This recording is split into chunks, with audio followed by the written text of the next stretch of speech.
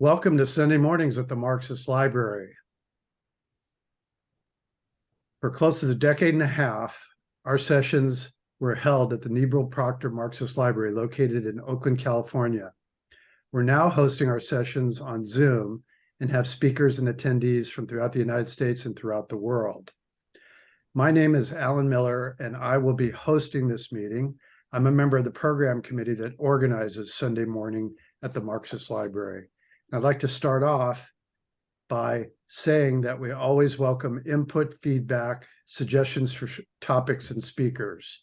You can contact us through our website at ICSSmarx.org. Before we start, I wish to remind you that this is a comradely forum for political discourse and debate.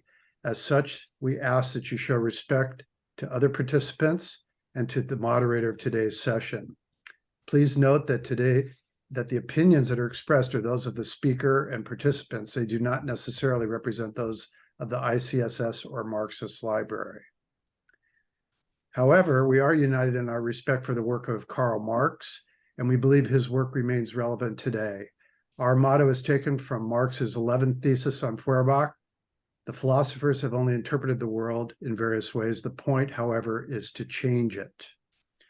Our session today is titled Spin versus Reality, the U.S. Economy and the Working Class in 2024. And as we head into the 2024 election, there's been a lot of talk about the economy, and in particular, the accomplishments of Bidenomics and how well the economy is doing. Yet we know that there's a lot of pain and distress out there. Democratic Party politicians and pundits decry the unfounded pessimism that's out there and insists that expressions of discontent are a reflection of misinformation. We're fortunate today to have our speaker, Dr. Jack Rasmus, who will set the record straight for what's going on with working people and what's going on in the economy in 2024. And what is the basis for the reality of working people's discontent with the economy? Dr. Rasmus has a PhD in political economy, teaches economics at St. Mary's College of California, is an economist, radio show host, and author of The Scourge of Neoliberalism, U.S. Economic Policy from Reagan to Bush, Clarity Press, 2019, Alexander Hamilton and the Origins of the Fed, March 2019, Central Bankers at the End of Their Ropes, Monetary Policy in the Coming Depression, 2018. After today's presentation, we'll have a short break for announcements, followed by question and answers from participants. And with that, I'd like to turn it over to you, Dr. Rasmus. Please go ahead. Just a correction. My latest book in 2020 was A Scourge of Neoliberalism, Policy from Reagan to Trump, not Bush. So we covered another 10 years there.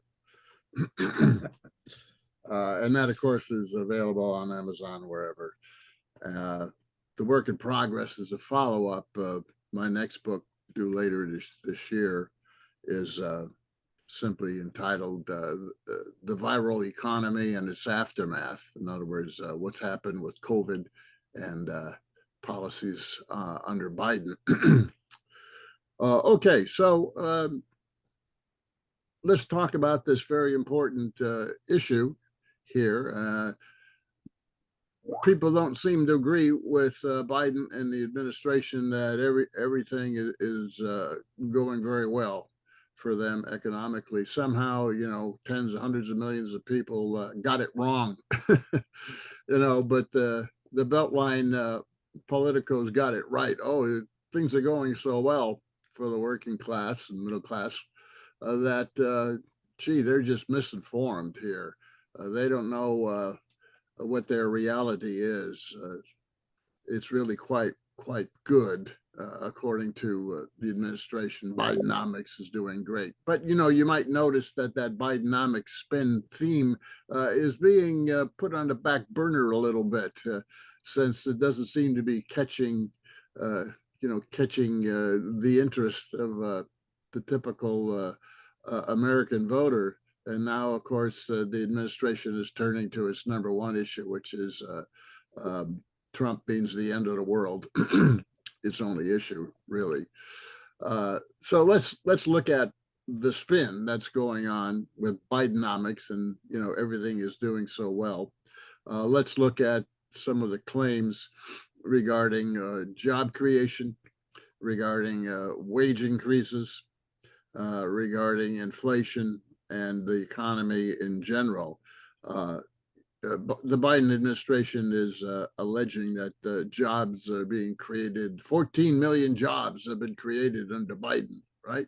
Well, let's look at that in the data, whether that's true or not. Inflation has been tamed, has been reduced. Let's look at that.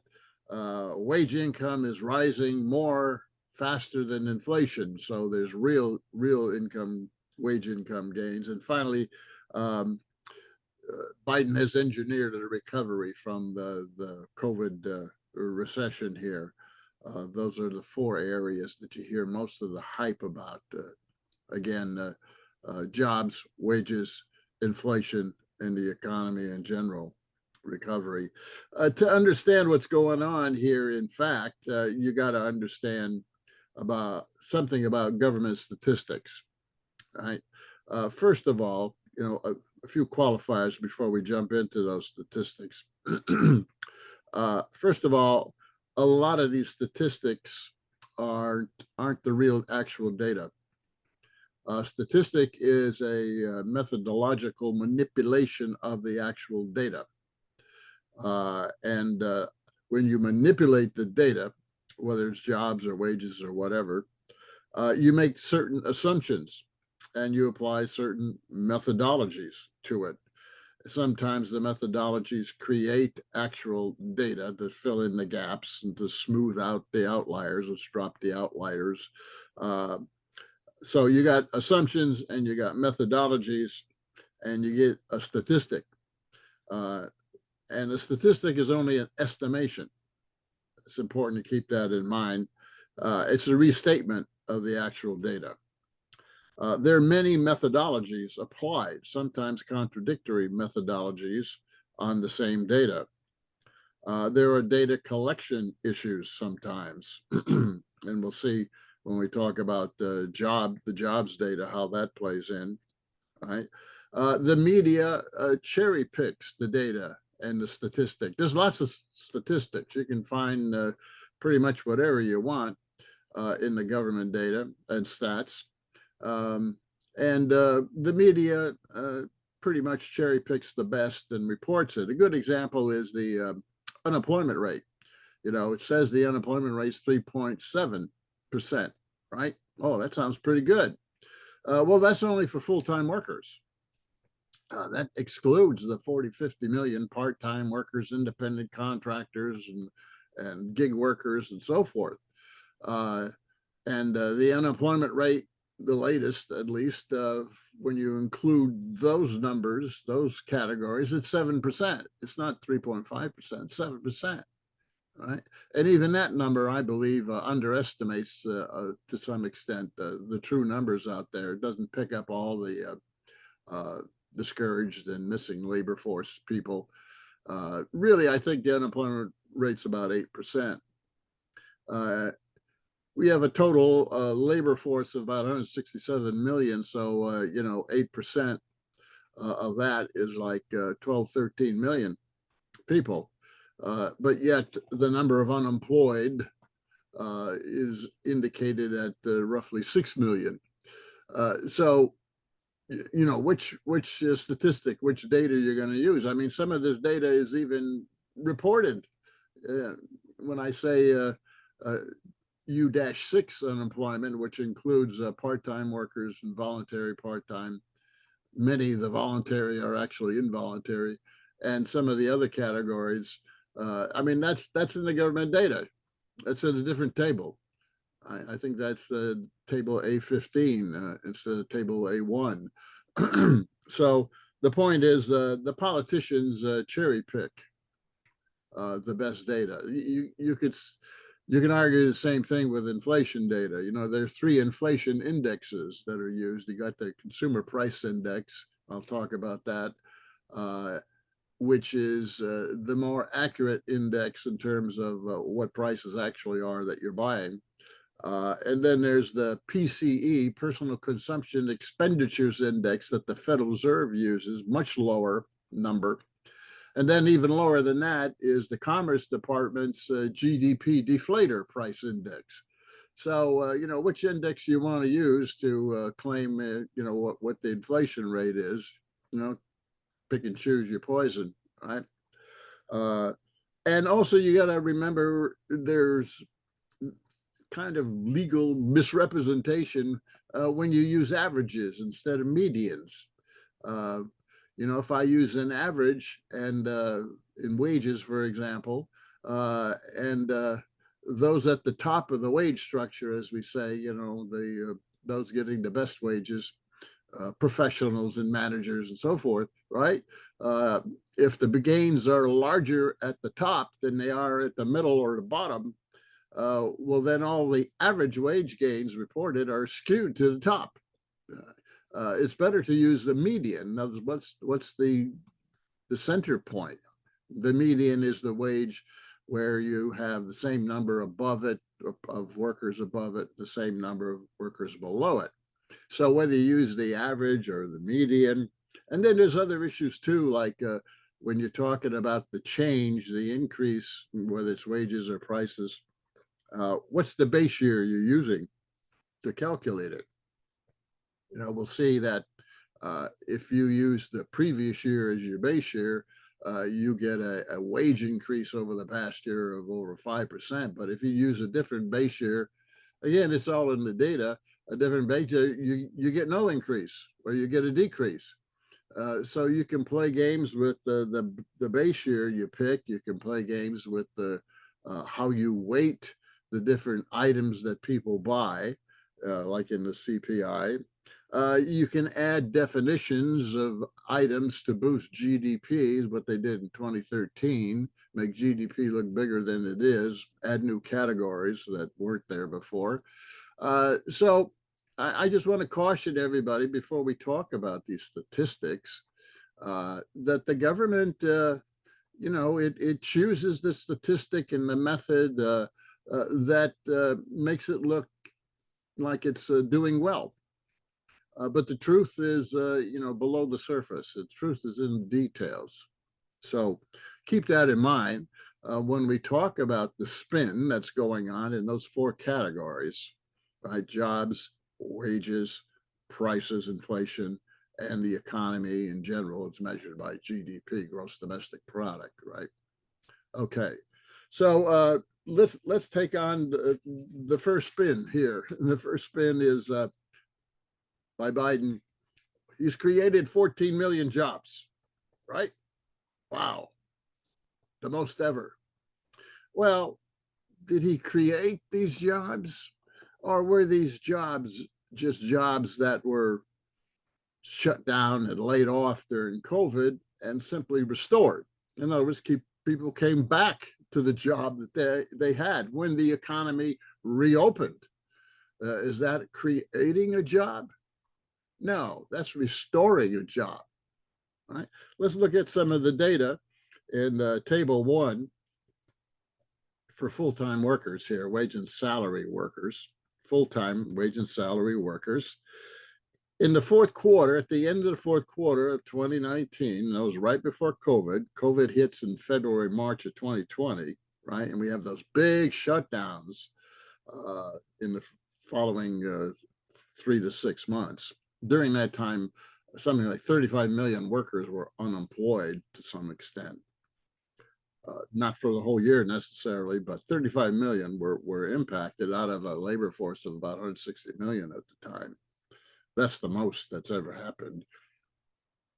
Well, if you look at what were the number of just full-time workers. Now remember, full-time isn't the total labor force. You got full-time and you got part-time and independent contractors, right? These aren't really businessmen, in unincorporated independent contracts, so just workers who get laid off, usually professionals or something. They get laid off and they put a shingle up on there and say, I'm a consultant or something, right? But they're laid off, right? They're considered self-employed now, independent contractors. They're not really, quote, workers. They're self-employed but they're workers. They don't hire anybody. You know, they maybe file for a proprietorship business, you know, for $20 at the state level, and now they're business people. No, they're really workers, right? They lost their job, or they're on contract work, you know, for somebody. So you got today, you got 121 million of the 167 million in the total labor force who are full time, which means you got about 46 million who are part time and or gig workers or temp workers, you know, who aren't working 35 hours a week, you know, or these independent contractors. So 121 million are full time workers, and if you go to that table, you know, in the current population survey, one of the two job surveys we'll talk about. If you go to, you know, median weekly earnings for full-time workers, you get a number for full-time workers. And that right now is 121 million, 121 million as of the end of last year, who are considered full-time workers. So let's just look at that category, full-time workers, and compare it to this claim of the Biden administration of 14 million jobs he created. Okay, there were 118.4 million full-time workers at the end of 2019. 118.4 million. This is before COVID hit, right? COVID whacked the hell. It shut down, and it really whacked the hell out of full-time and part-time jobs, right? And by June of 2020, 6 months later, there were only 104 million. So 14 million in that 4 months, full-time workers got laid off. There was a number for part-timers as well. Close to 20 million probably got whacked there in the first 4 to 6 months. So a loss of 14 million, right? We didn't get back to 118 million until the summer of 2022. So you could argue that from the summer 2020 to the summer of 22, those 14 million jobs were restored. In other words, they shut down and then they reopened up. There was an aborted attempt to open the economy, and late that summer 2020 didn't work, right? Because you got another wave of COVID and everything shut down again. And then finally in the spring summer 2021, the economy reopened again, and slowly those jobs came back. So you had an immediate loss of 14 million, and then you had a 9 million job restoration. Those weren't jobs created. Those weren't new jobs created. Those were jobs that were there, and economy shut down, and people slowly came back after these two openings. Trump can't claim those jobs. Biden can't claim those jobs. Those are restored jobs. Those weren't created jobs, net new jobs. Now, since the summer of 2022, you know, through 2023, in 18 months, we get to the 121 million. So in other words, during the actual expansion of the labor force in terms of jobs, right, we get 2.7 million net new created jobs over the 118 million base. So this claim that 14 million is really 2.7 million. It's not 14 million. Biden created, during Biden's watch, 2.7 million actual jobs were created.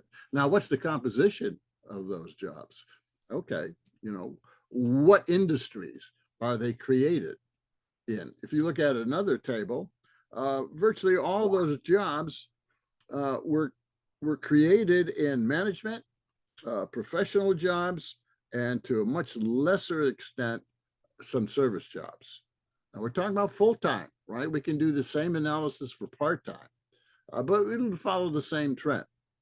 Okay, so 2.7 million full-time jobs were created by Biden under his watch, not 14 million. He can't claim reopening the economy as a, what he did to create jobs.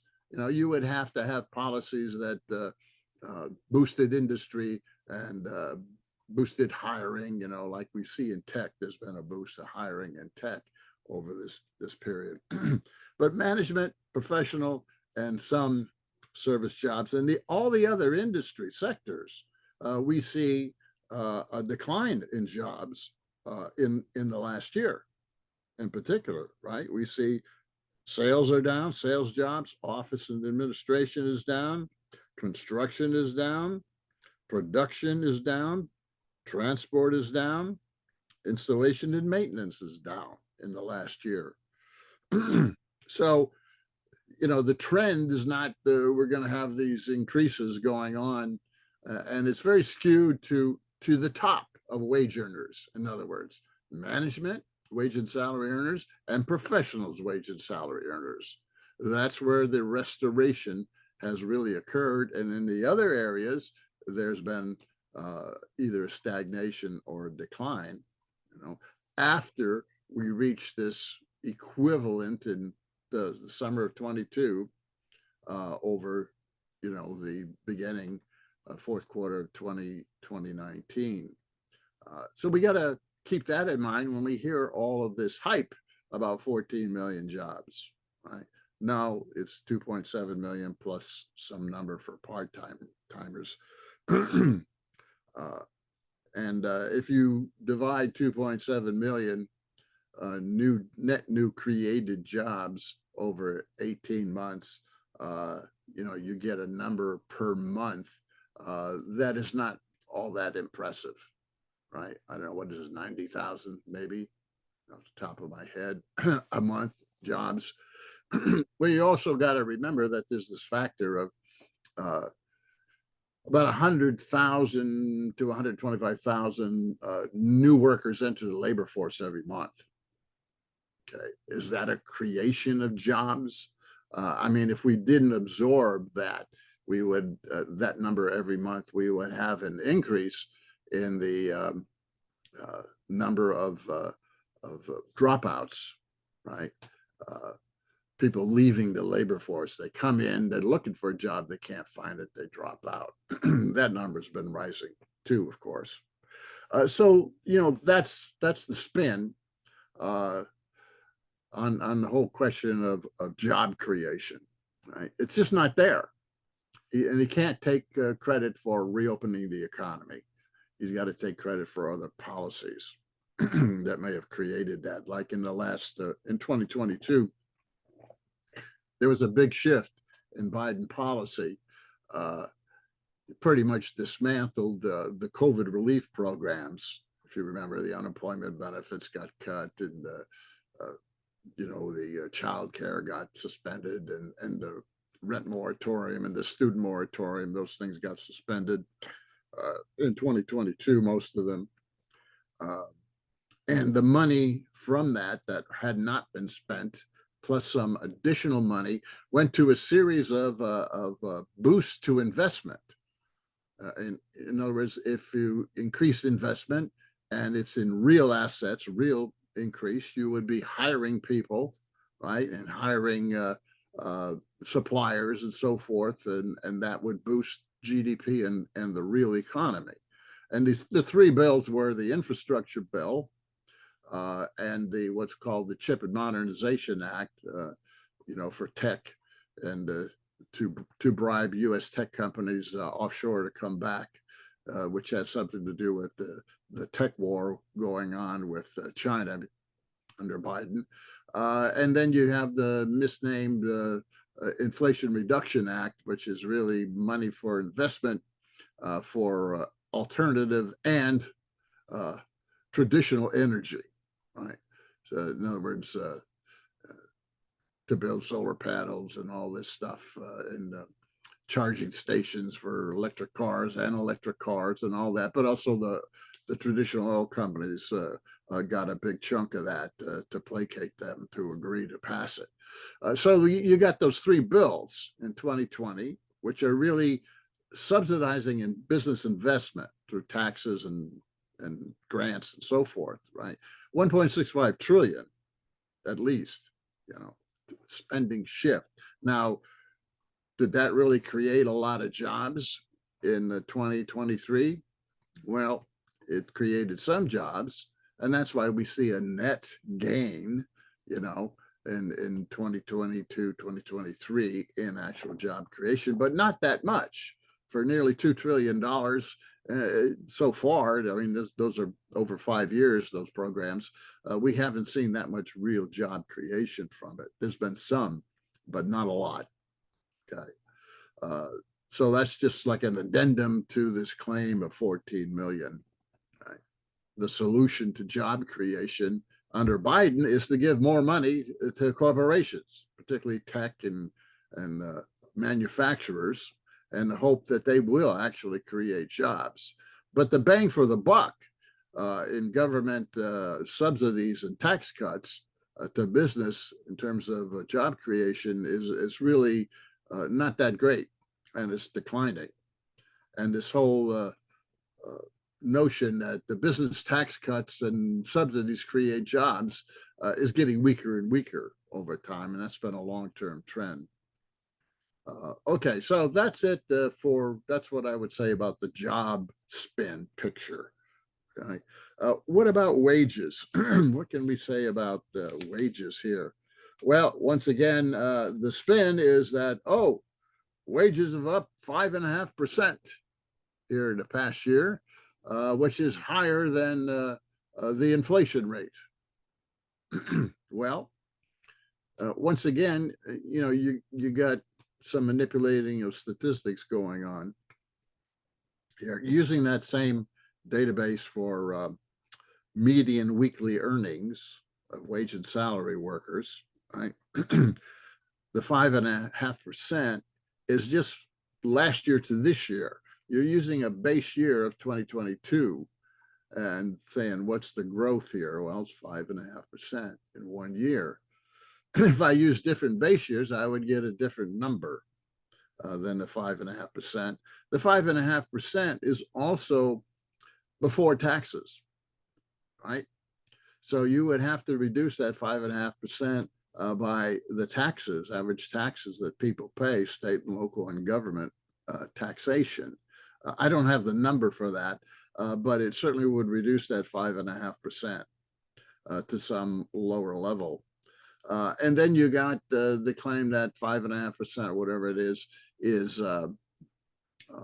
more than inflation. Well, which inflation index are you using?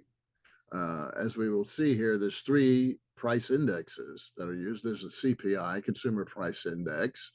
There's the PCE. CPI is provided by the Labor Department. The PCE is the Federal Reserve, which is a lowballed number than the CPI. And when Biden says that, what he's really using is the PCE, right, which is about 3.5%.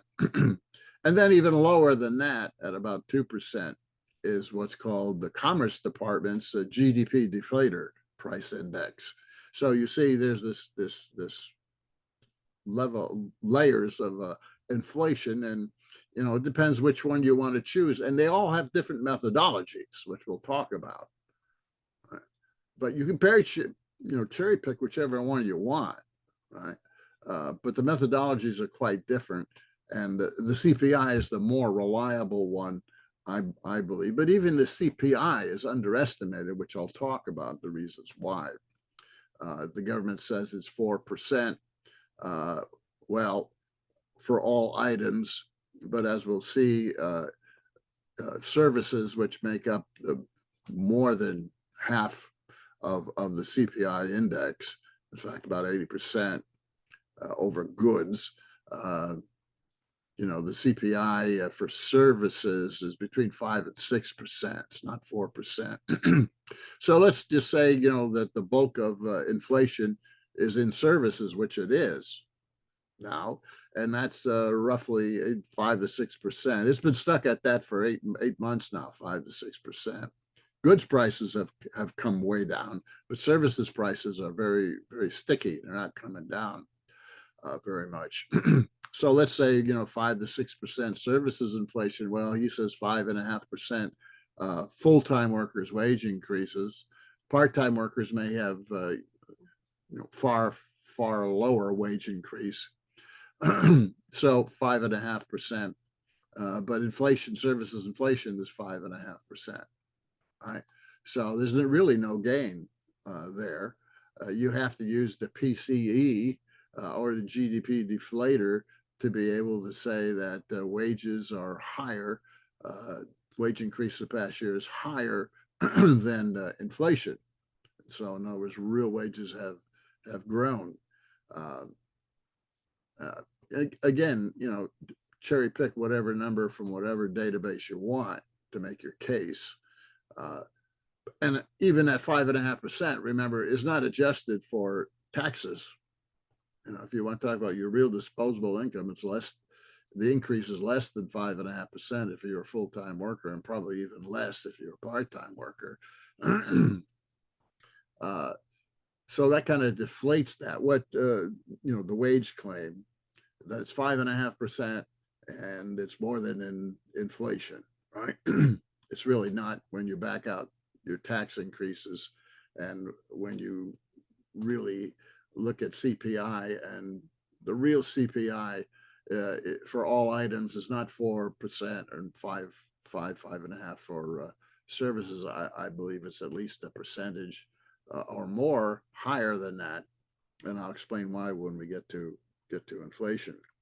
But let's look at another government database when we look at what's the real gain in wages. What's the real gain in wages for full-time workers? Instead of just comparing last year to this year and getting 5.5% number, let's use the other database that's typically used for wage and salary workers longer term, using the base year of 1982-84. And what does that look like? What are the levels of real median weekly income? Again, we're using medians instead of averages because averages will skew it to the top, right? And it'll make it look, the people are doing better because people at the top are doing much better. Okay, so using this other database in the government data, if you look at, again, the fourth quarter of 2019 in what's called constant dollars, 1982-84 constant dollars adjusted for inflation, since 82, 83, you find a median weekly income of $362. Instead of, if you use current dollars, it'd be $1,022, right? If you use last year inflation, you'd have $1,022. But when you adjust inflation over the last 40 years, which is the more accurate adjustment, I believe, you get $362 at the end of 2019. Okay, so what was the median weekly income, weekly earnings of full-time workers at the end of October or September, end of the third quarter of this year, compared to that fourth quarter 2019 of $362? It's $365. Okay, there's a little further boost in the fourth quarter of last year, so $371. So in the 4 years from 2019, December 2019 to December 2023, right, we get a grand total of $9 a week real earnings growth, $9 a week over 4 years, right? Well, that's not 5.5%, right? That's barely 1.1% per year okay, which is much less, right? So this is an example of how, if you choose a method that uses a different base year, you get a different result. And you can play with these statistics this way, right? You choose different base years. If I chose a base year in which inflation was low, like let's take 2008-9, right, when we had the Great Recession and prices collapsed and people were unemployed, wages collapsed, right? If I picked that year as the base year, comparing it to now, I'm going to get a higher number. If I picked a boom year as the base year and compared it to now, I'd get a lower number. So you can get different numbers by using different base years, is my point.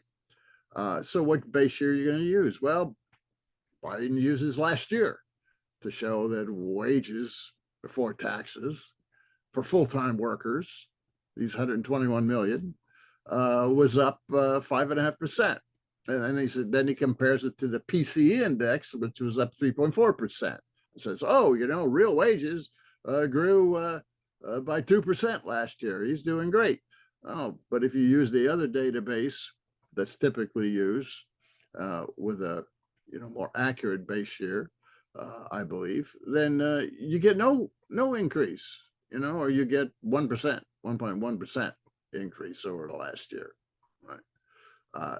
So once again, what database and what methods you use will get you a different number. And he's, of course, picking and manipulating the data to show the best case for wage growth as well as job growth, right? 2.7 million jobs really created under Trump, and really very minimal, maybe 1% wage gain adjusted for inflation, right? For full-time workers, the 121 million, and the 46 million part-time contractors probably got less. There's no real data for that, but if they're not going to be giving raises that much for people who are part-time, because if you're part-time, you're probably not going to work very long. You're there by the employer because he just needs you temporarily part-time, and you're the first to go when he sheds jobs. Okay, so that's the wage hype debunking, I would say. What about inflation itself? Well, as I said, which of these three price indexes are you going to use? Right? You're going to use the CPI, you're going to use the PCE, or the GDP deflator, right? They like to use the PCE. Well, what's the difference between the PCE, which the Fed creates, and the CPI that the Labor Department creates? What's the difference? Well, the CPI is a database in which 450 or so of the most purchased goods and services by households, right? I mean, there's millions of different items, goods out there, and types of services, in the economy, and there's no way to see how much each one has changed month to month. But with the CPI, you can do that. You look at the, like shelters, rents, what's your rent, how much you're paying for a rent, how much you're paying for food, excuse me, how much you're paying for gasoline and other durables, goods, right? Physical things, goods, services, education services, financial services. There's all kinds of services out there. Rents or services you're renting from a landlord. Rents and services, and the CPI weights these 450 so most purchased in a budget of a normal household. It gives them weights. As we spend more on shelter, as a percentage of our total income every month than we do, maybe going to the movies on entertainment or something, right? You spend more. You got to have food. You spend more on food than some of these other than buying clothes, maybe buying shoes that month. You're going to spend more on transportation, which means gasoline, auto repairs, auto insurance, services to some extent there, goods, gasoline, non-durable goods. Non-durable simply means that when you buy them, you consume them. They're used up. Food is a non-durable good. Gasoline is a non-durable good. When you buy a car, it's a durable good. As it lasts more than 1 year, it doesn't disappear when you purchase it. And then there's all these services. The U.S. economy, 80% of GDP is services, 20% is goods, about 12% is manufactured goods, and another 7-8% is, housing and structures. Okay, so CPI, 450 most purchased goods and services, mostly services, right? How is that obtained, that number for CPI? Well, the Labor Department actually does surveys, right? It does phone surveys of people, 50, 60,000 a month, excuse me, and it does sends actually people out into the stores and gets data that way. So it's a true survey with sampling, and 50, 60,000 sample points is pretty good. Gives you a pretty good confidence level, as they say. That's the CPI. The PCE, what the Fed uses is a larger number of goods and services. Now, does the Fed go out and survey, 2 million, 3 million? Because, there's maybe 10 million goods and service items in the economy. I don't know what the number is. It's huge, right? Well, there's no way to do that. I mean, you can do maybe 450, right? But to do millions, to find out, well, what's the change in millions of goods and millions of services out there? No, it's all estimation. They're big assumptions to estimate. And the trends, you can maybe pick up the trends, whether it's rising or falling for goods and services, but you can't get an actual number. You get a statistic made by certain assumptions and methodologies. And when you get to the GDP deflator, it's even a larger number.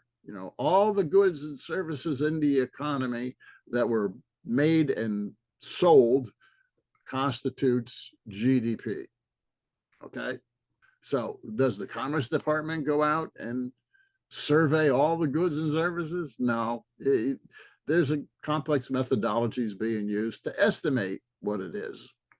Okay. So the CPI is more accurate. It's a true sample to get with a confidence level to get what people are really paying for it in terms of inflation.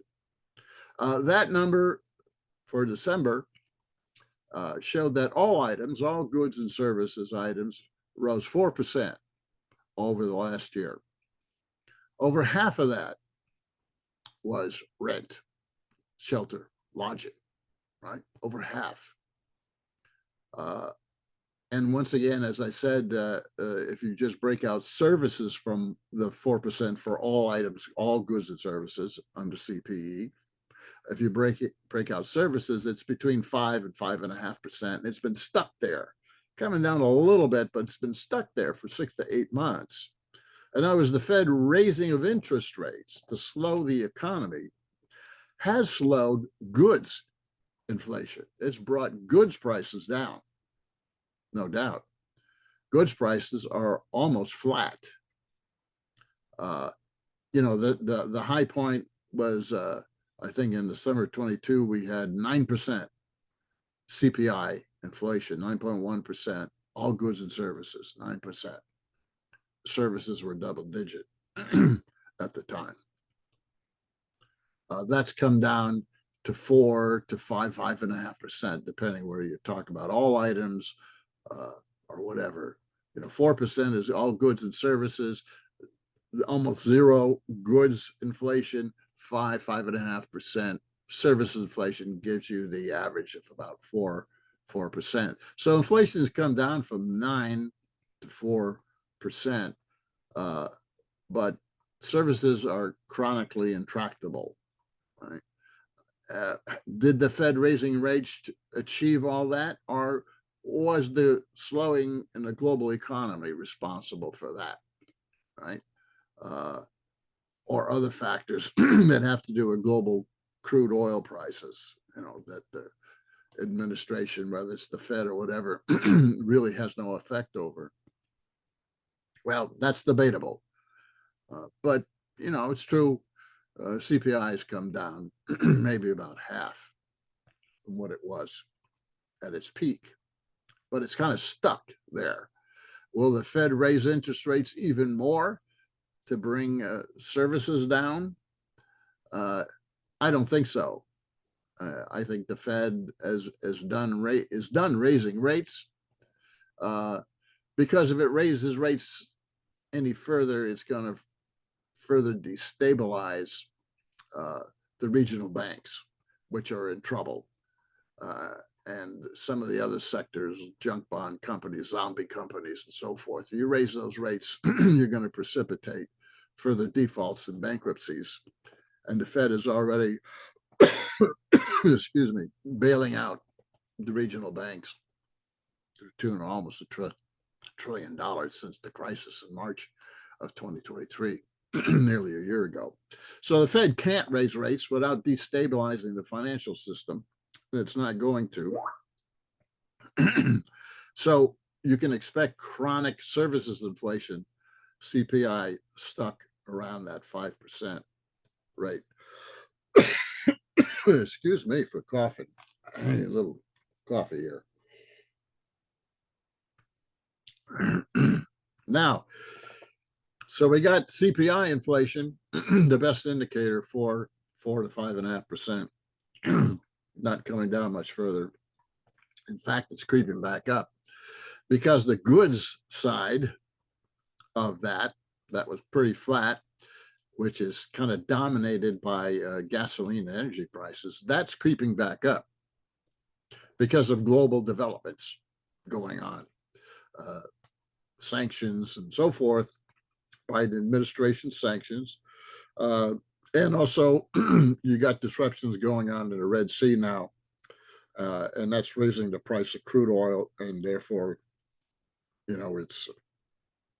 it's gasoline prices and so forth creeping back up here. And also commodity prices creeping back up to some extent. And then you have some chronic problems. Insurances are price gouging us now. Once again, insurances, auto insurance up 20% over the past year on average. And you got other areas like rent's not coming down. We'll talk about that. But what we've got in inflation, CPI, is the best you're going to get.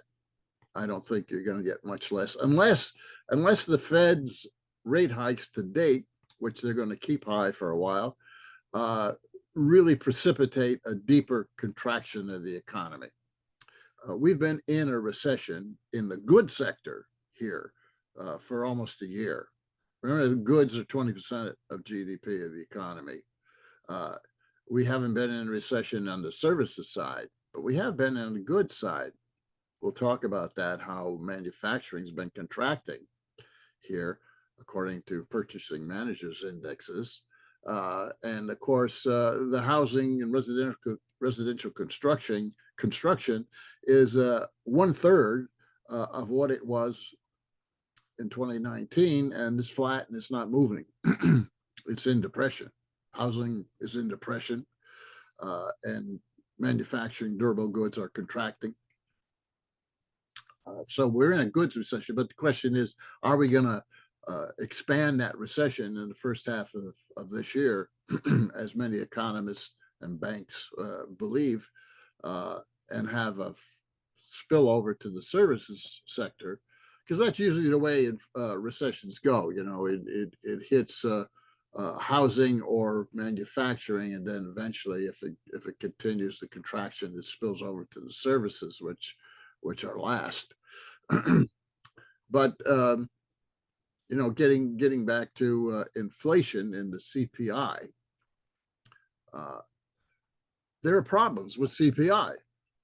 CPI is not perfect. It's better. It's a better indicator of actual inflation for households than the PCE or the GDP deflator. But it too underestimates, in my opinion, inflation.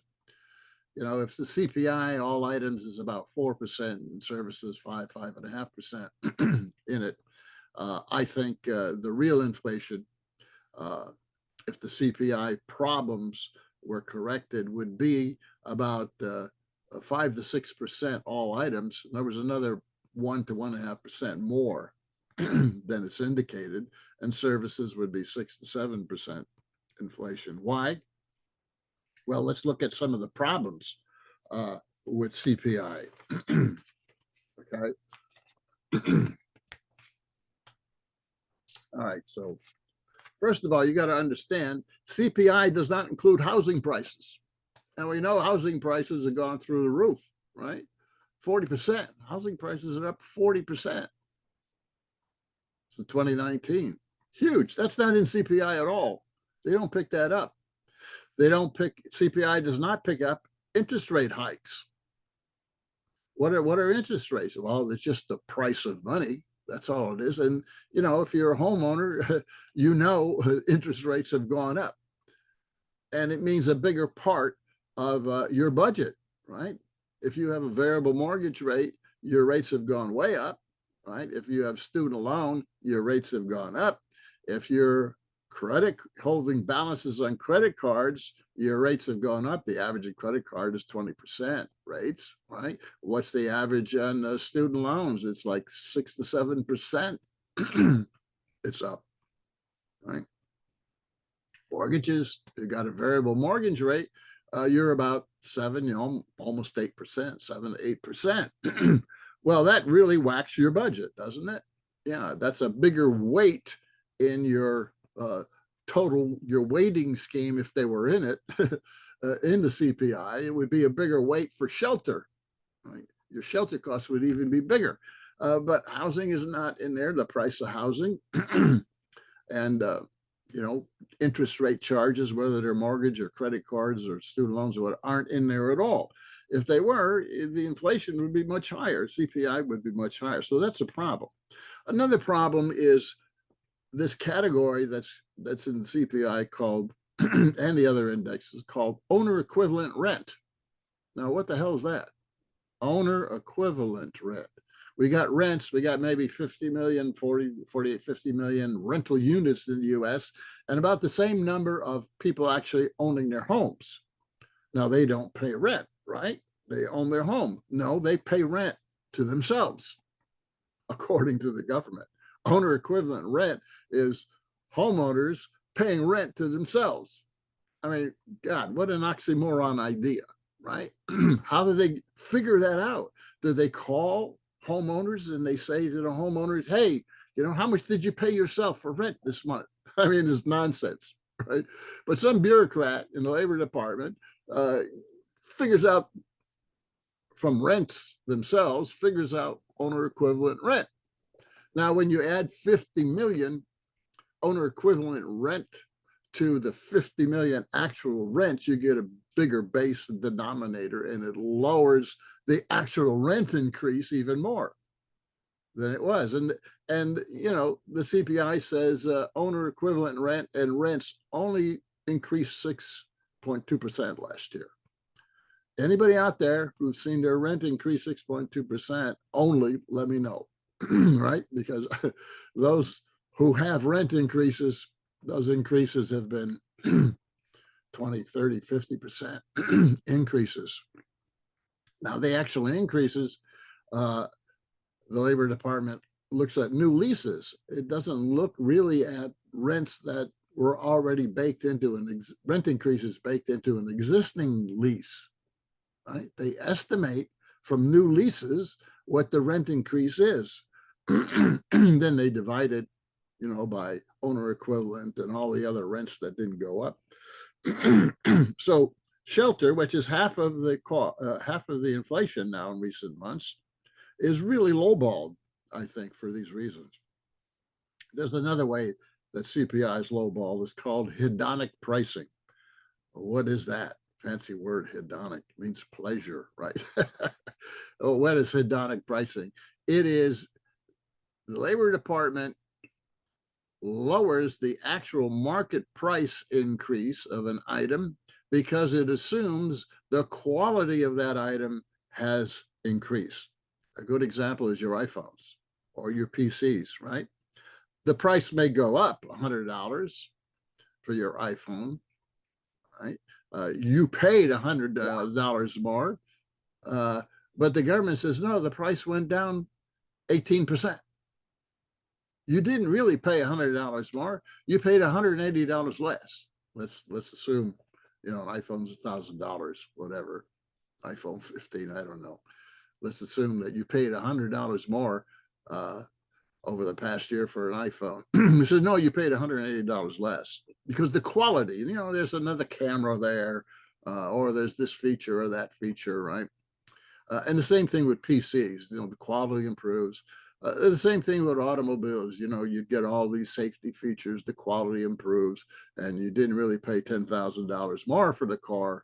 You maybe paid $2,000 more for the car. Well, this is hedonic pricing. Adjustments for quality improvements lowers the price increase that actually occurs. Now, the Labor Department doesn't make the opposite adjustment, that if the quality declined, not increased, well, then the price should be higher than the actual market price. It doesn't make that opposite adjustment. So hedonic pricing is a problem with the CPI.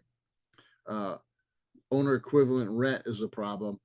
Mortgage and rates are not in it is a problem. Another example is insurance. Insurances are going through the roof, particularly auto insurance. Right? If you haven't had your auto insurance renew yet, hold your breath, right?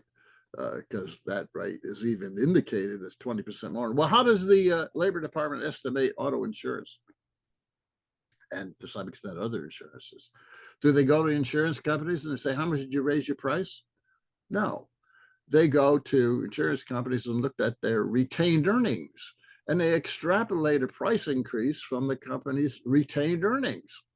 Right? If retained earnings go up, well, then they must have raised their prices in an equivalent amount, proportional, right?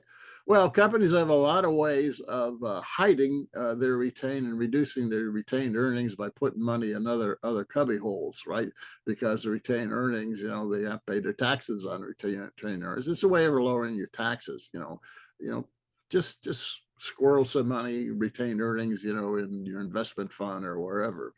So it's not actually a price increase. It's an estimation from another non-price data point, retained earnings.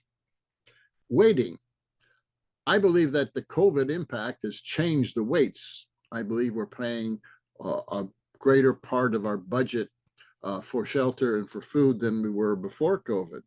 But those weights changed only 5 years, I believe.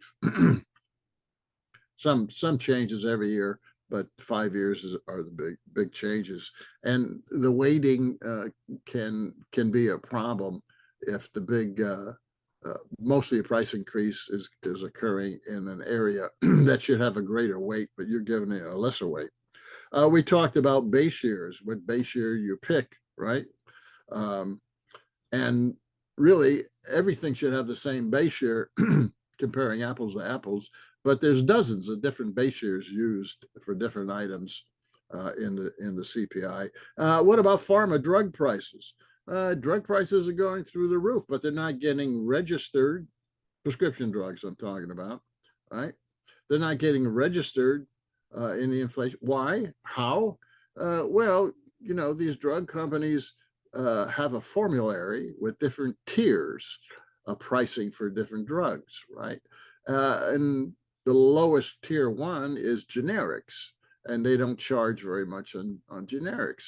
Well, what some of these insurance companies, middlemen, and drug companies do is they simply move a particular drug into a higher tier where they can charge more for that drug. But that doesn't get picked up as a price increase in the CPI. Okay, so there's all these kinds of problems. There are problems on the job side too.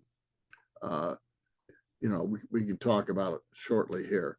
You know, CPI should be higher. All right, the trends, basic trends to summarize, goods prices are down, but they're creeping back up. Service prices are chronically stuck, 5 to 6%. Rents are over half now of your services inflation. You got problems with insurances and auto repair and so forth, price gouging going on. You know, when we started with the inflation, you got this argument from the government and businesses that, oh, we have all this inflation. This is like in 2021 when the economy started opening up again, right? Oh, this is demand-driven inflation. Consumers want to buy all this stuff and they're driving the price up. That's called demand-driven inflation. Why? Because they got all this money from the COVID relief. You know, they got more unemployment benefits. They got checks. They didn't have to pay rent. There was a rent moratorium. There was a student debt moratorium. There was money from child care, you know, and they amassed, households amassed this huge cash pile, right? And now when the economy opened up, now they wanted to spend it, especially on services, because, you know, people weren't using a lot of services during the COVID shutdown. They may have been buying goods, but not really services. So we have a switch from goods to service purchases when the economy opens up, and there's all this money that we got from all this COVID relief. And so it's consumers, households that are driving up the price. Well, that's not true, okay, for a number of reasons. What really drove up prices in 2021, 22 was supply side problems.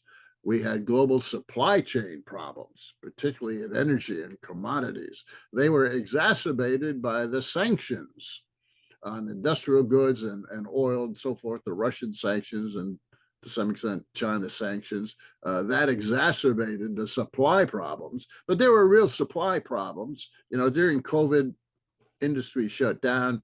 The shipping industry mothballed a lot of its ships. A lot of the sailors went their way. And now when you open the economy and people wanted to buy more, well, where are the ships? Where are the sailors, right? And it took a while. And the same thing happened domestically with transport. You know, where are the truckers, right? Where are the trucks? Well, it took a while to mothball them. Or you have some industry like railroads. When there was the shutdown, they laid off a lot of workers. The airlines laid off a lot of workers, and they found out that they could run their businesses with fewer workers. Like the railroads, you know, ended up with 70% of their normal workforce, and they just didn't want to bring people back, you know, because there's a big profit running with 30% less labor, right?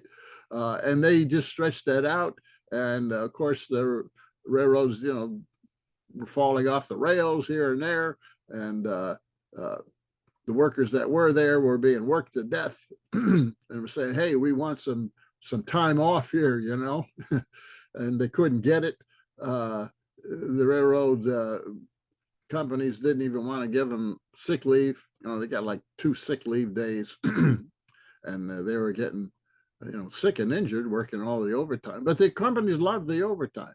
You know, it's cheaper to pay overtime than it is to hire new workers back. So that was an example of an industry, and that was replicated in other industries as well, of a problem on supply chains, domestic supply chains. Airlines are a good example too. You know, the airlines were given $52 billion as part of the corporate bailout during the shutdown, $52 billion to keep their workers on the payroll. It was called the Payroll Protection Program, PPP, right? What did they do? They kept the $52 billion, but they laid their workers off anyway. So when it opened up and people wanted to fly, there weren't as many planes, and that enabled the airline companies to jack up their prices, you know, big time. That was one of the big surges in services inflation in 21, 22. Airlines, right? Well, the airlines kept the, you know, about $1 trillion was provided to businesses in PPP, and now we're finding it was really gamed, and for a lot of fraud going on in that PPP program. Anyway, part of the supply chain problems domestic were created by price gouging. You see, price gouging was a big, and still is in some areas, big supply side problem driving up prices.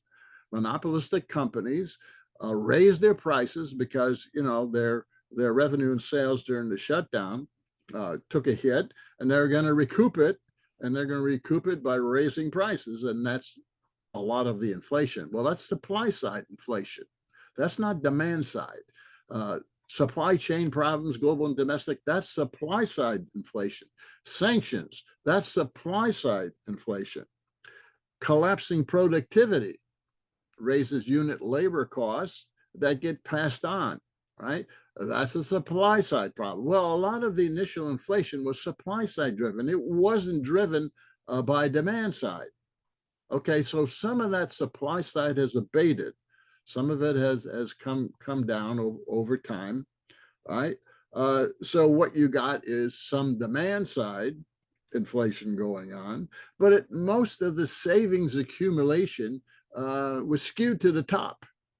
Yeah, most of it, you know, in higher professionals and managers and so on and so forth, you know, it wasn't at the median, and it wasn't below either, below the median households. And they spent long ago, they've spent all of their quote savings from, you know, childcare that was quickly ended, right? Now they're paying student loans, and now they're paying rent, right? And they don't have the unemployment benefits that was cut real quick.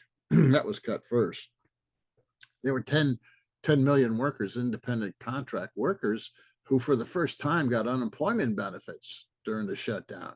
Well, that was quickly stripped from them by Biden, you know, early. I think it was September of 21 or 22 that was ended. Okay. Stock market boom. Yeah, there's been a big stock market boom. The stock market's, you know, up what, 20, 35%? S&P 500, 35%. Yeah, that's doing great.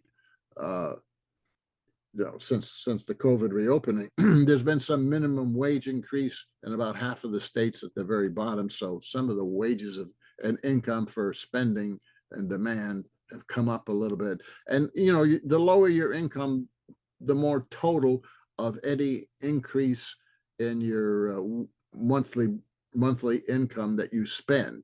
You know, when it's called the multiplier effect. When you're, you know, at poverty wage 25,000 a year or whatever, you get a boost, you know, 3,600 from the child care. You're going to spend it all. But if you're making 200,000 a year and you get a boost from the COVID relief, you maybe spend half of it, or maybe not all of it. And most of it you will invest it where? In the stock market, right? So a lot of that money went into financial asset markets and didn't go into the real economy. So there is a more demand relative to supply issues in inflation now, but it's not really, you know, you can't really blame the median household or below for that demand inflation.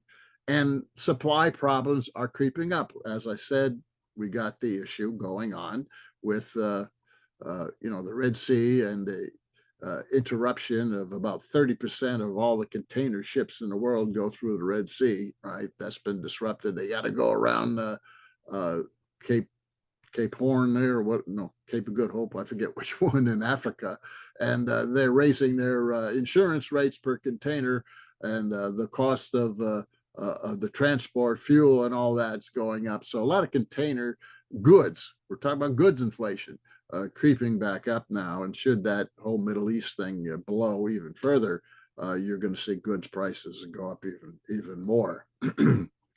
Okay, so Jack, we're at 11:45. Okay, so let me just make one a final comment on the jobs picture. How does the government estimate jobs? You have 100 and 200,000 jobs created last month. Well, that's from one of the two surveys called the CES survey. And it's not really a survey. The government asked about 400,000 corporations, big businesses, how many people have you hired, right? And that's what gets reported, the big business, larger establishments hiring, right? And that's the number that you get. Last month, I forget what, 200,000 or something like that. The problem is the participation of big companies in that survey is down to about a third of what's normal. Instead of 400,000, 450,000, maybe 150,000 are participating, which undermines the reliability of that. There's another problem of what's called net new business formation. I won't get into the details of that. We don't have enough time, but it's really taking data of 6-9 months before and adding it to current job announcement data now and mixing it up and doing seasonality adjustments on it. Okay. Now, if you look at, finish on the job picture with this, if you look at that number, 200,000, I forget what it was last month. If you look at that number from the large businesses and compare it to employment levels of small businesses, which is picked up in another Labor Department survey called the Current Population Survey, right? Smaller businesses more concentrated there. You get a big decline in the number of jobs in employment, hundreds of thousands of fewer jobs last month in the CPS survey, which captures more small businesses, comparing to a couple 100,000 more jobs in the big business CES survey. So which one are you going to believe? Is the question. Pick your poison, right? So the job picture is much worse, I believe, particularly for small businesses, than is getting reported. The inflation, to summarize, the inflation rate CPI is higher than it is. We only created 2.7 million jobs, not 14 million jobs. Wages are not 5.5%. They're kind of flat when you look at it, particularly in the median and below, right? Wages are flat. The economy, GDP, recession in the goods already. All the predictions, we're going to have a mild recession. We'll see how mild in the first half of this year. And GDP for this year is, maybe 1.25%. They're estimating 1.25% GDP. Well, in 2022, if you look December to December, 1% GDP, 1.25 now, right? Consider this, since the economy is open, my last comment, the economy has opened up in 2021, the first full year after the COVID programs, 2022. If you look December 21 to December 22, GDP rose 1%. They're predicting, we'll see what GDP was for 23. The number comes out next week. They're predicting 1.25%, probably about 2%, 1.25% for the year. And this is the Fed predictions, in the banks like Wells Fargo and so forth. Consider this, last comment. The bailout from the COVID shutdown and recession, $4 trillion fiscal spending, $4 trillion, $5 trillion the Fed threw at the banks. They didn't need it. First pre-bailout of the banks we ever had. They needed bailout in 2008. But $5 trillion, $4 trillion, $9 trillion fiscal monetary stimulus during COVID. What did we get for the economy growth?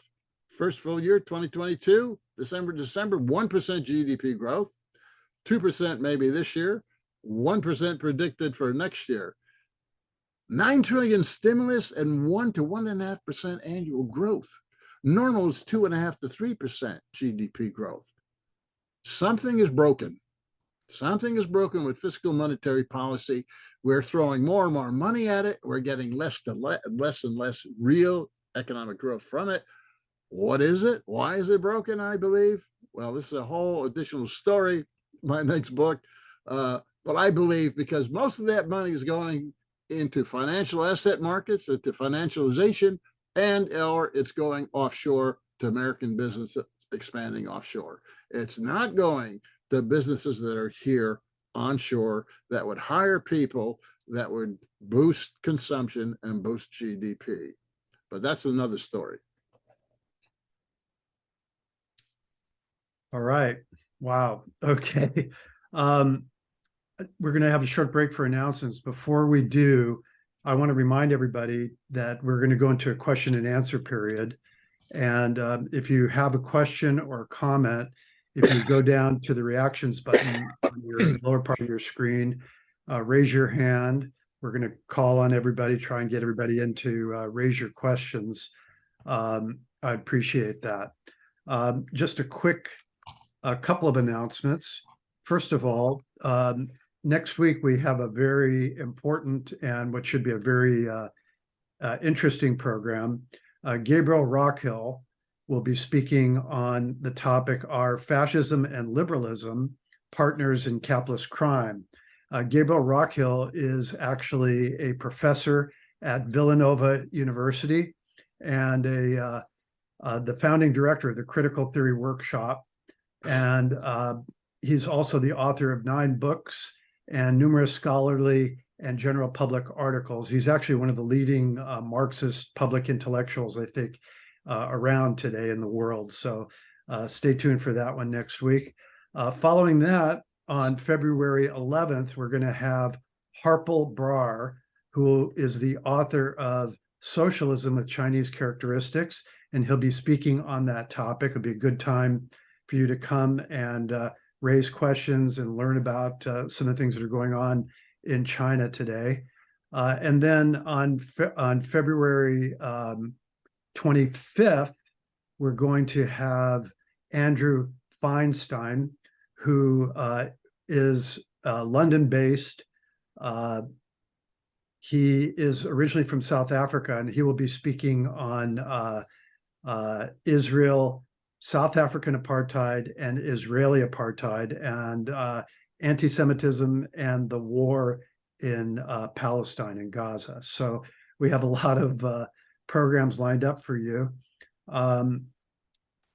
Also wanted to remind everybody that you can sign up for our email notification list by going to our website at ICSSmarks.org, ICSSmarks.org, and there'll be a little pop-up that comes up. If you put your name and your email address in, we will send you weekly announcements for upcoming programs, including a link to get into the sessions. You can also view past sessions. We have quite a few years of past presentations that are available with links to the videos of those on YouTube. You can also send us a contact email.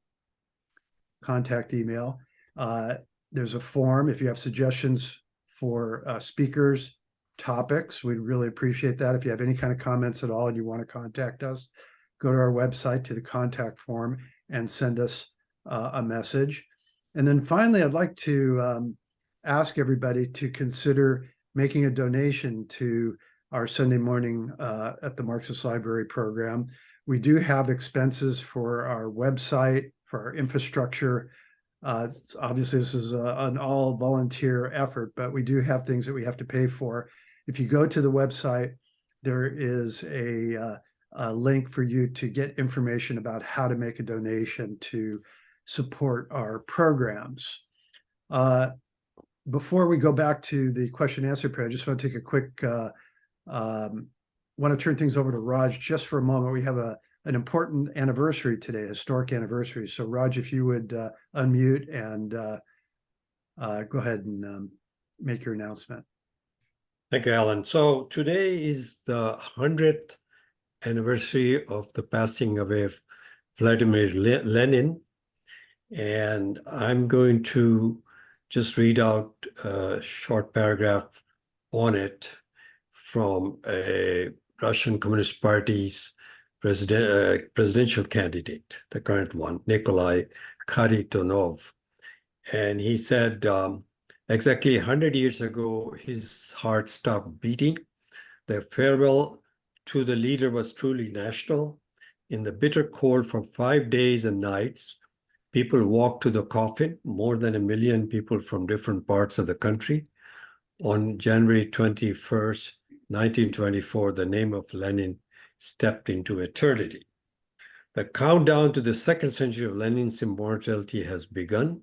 The ideas of the leader of the world proletariat continue to resonate in the hearts of millions of people around the globe. Lenin proved the viability of the principle of socialism. He became the first Marxist to lead a proletarian revolution and found a new type of state where the central figure is the working man. Lenin's Red Project, carried forward by the Communist Party of Soviet Union under Stalin's leadership, made Russia a global power and solved many of the problems, led to elimination of illiteracy, rise of science, industrialization, victory over fascism, reconstruction after the war, creation of a nuclear missile shield, and conquest of space. So anyway, this is the 100th anniversary, and it's appropriate that we have a talk by Professor Rasmus on the condition of the working people here in the United States. Over to you, Alan. Thank you, Raj. Okay, so we're going to start off, and we're going to ask everybody to try to limit your questions to about 2 minutes or so, and we'll call on people as we can. I'll start off with Richard, followed by Janet. So Richard, if you would unmute yourself and ask your question, raise a comment. Go ahead. Thank you for a nice presentation, Jack. I love technical stuff. We'll get to that in a second. One comment that I wanted to make is I find it really interesting that we're sold a bill of goods as far as inflation. You know, how inflation in consumer items is bad. And yet it's good if you own stocks. So there's an interesting sort of class dimension to inflation. Okay, so the question I have, and this is, I have a kind of a very technical question. I should back up and say that, you know, I studied economics, and I spent 40 something years doing statistical stuff. I'll just leave it at that.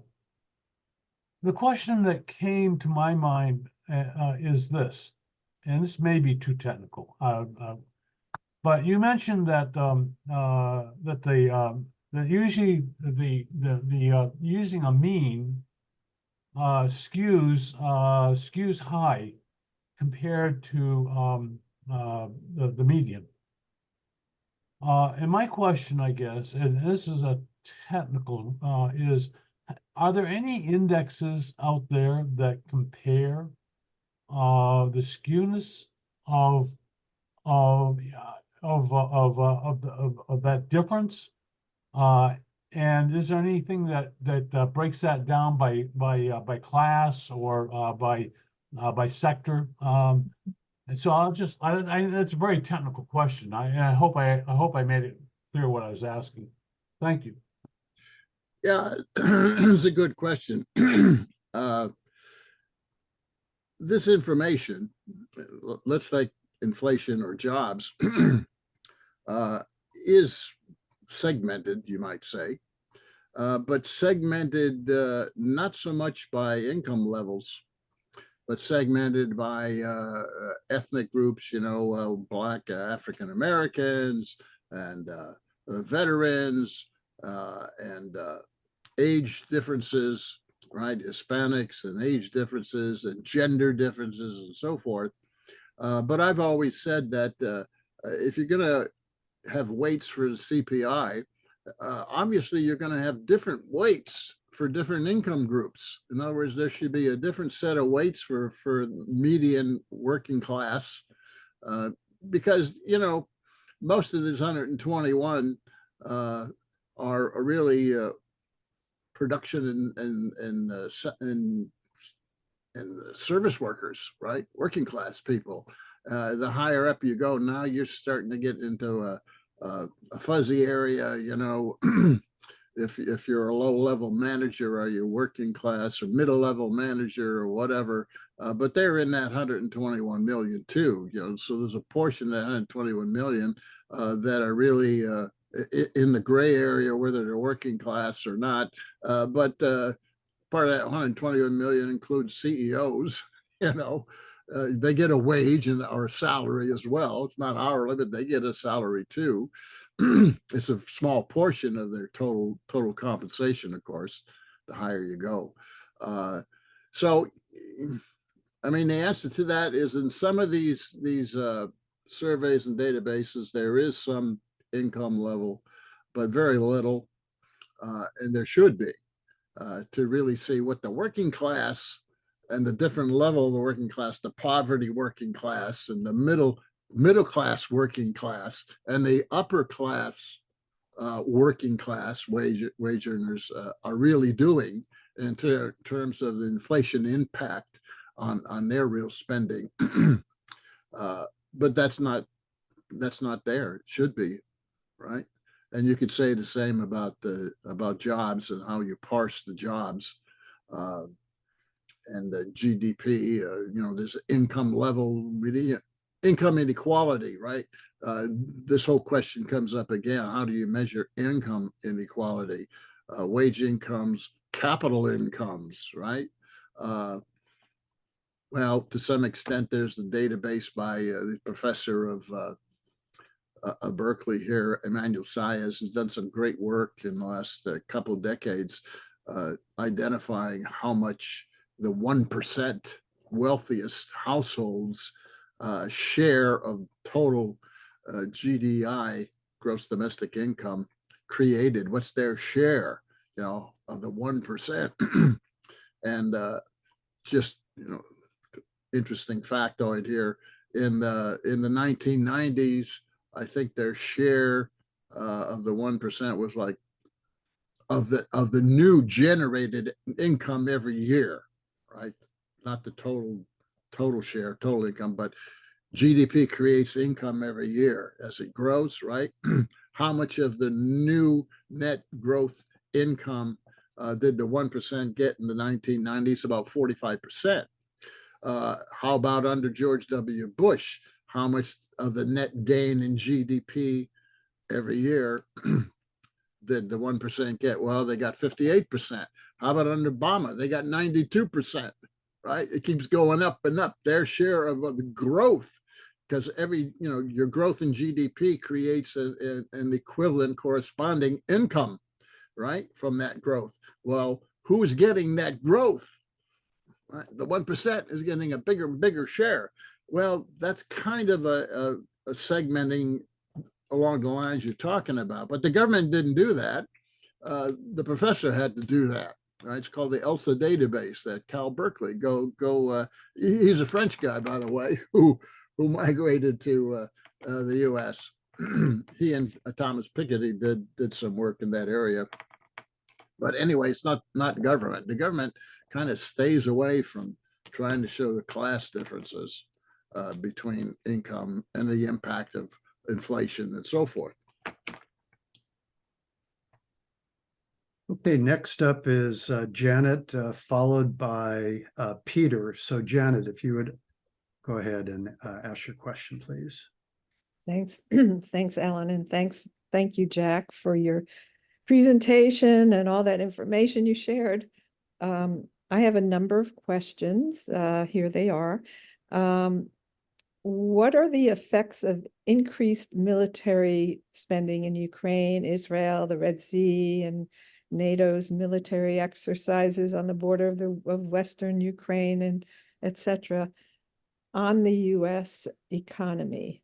And where does that money come from? Mhm. That's one. What is the size of the job market in the military industrial complex relative to other industries?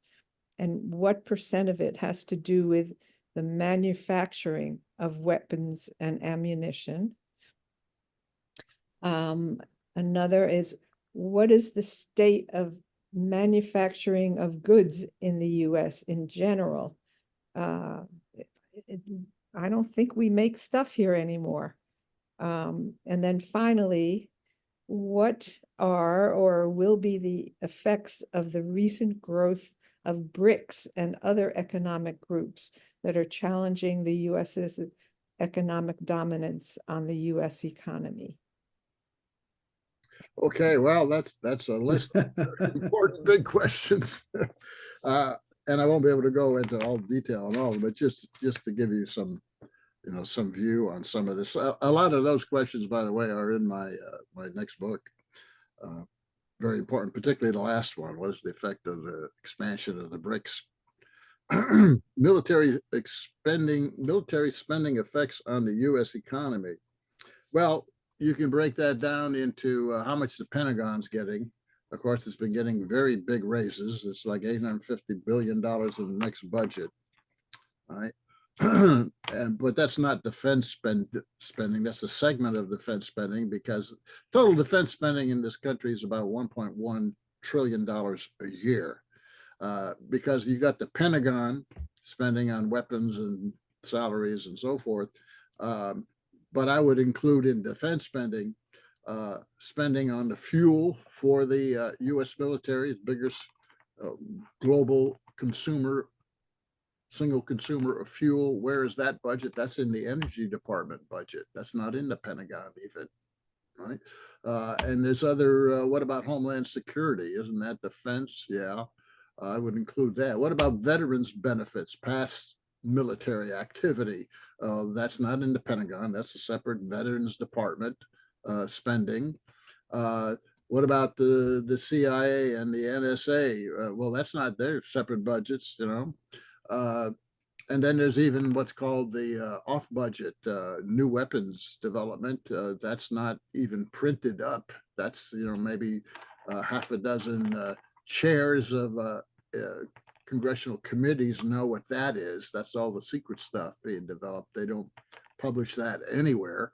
And the cost of that's maybe 50 to 75 billion a year. So you got about $1.1 trillion of our total discretionary spending is defense. Now, keep in mind how much on weapons the U.S. has farmed out to its allies a lot of the production of weapons in order to get them to buy the weapons. You see, maybe a wing is produced in Japan, and an engine is produced, in the UK or something like that. That's all to get purchases lined up to help cover the cost of some of this. So it's not like World War II, where a cost of a first line fighter aircraft was about $50,000. You build these F-35s and you're talking about millions of dollars each, and when you pay Raytheon for a Tomahawk cruise missile, you're talking about multiple millions of dollars for each one. So the amount of employment that you need to produce these weapons today is far, far less. But you hear them say, "Oh, we got to create jobs here in the U.S. We got to increase the budget and the spending," And a lot of the increase in spending is just skimming excess profits off the top by the military-industrial complex. So what is the actual number in defense? The government doesn't really segment it that way. It would have to define what the defense industry is, apart from the obvious Lockheed and Boeing and Raytheon, and we know their defense, right? But there's a lot of other players in that and suppliers, and they don't do that. So it's hard to say, you know, how much production and how much employment you get for an X amount increase in the Pentagon budget. It's a statistic that would be very interesting to know, but I don't know where you would get that, right? So the size of the jobs in the military industrial complex are down historically because it costs a lot more per worker to produce some of this advanced stuff that they've got. How much on weapons? Hard to tell because they disperse this globally among their allies. Goods manufacturing in the United States. Well, manufacturing in 2000, I think there were 18.5 million workers in this country were employed in manufacturing. Today, as I said, the number, let me see whether we got the number of in manufacturing here, far less. Where the heck did I put that? Manufacturing, well, they call that production, 7.3 million. We've gone from 18 million in manufacturing to 7.3 million. Now, the share of the US global manufacturing value output is still 25%. In other words, it was about 25% back 20 years ago. It's still 25%.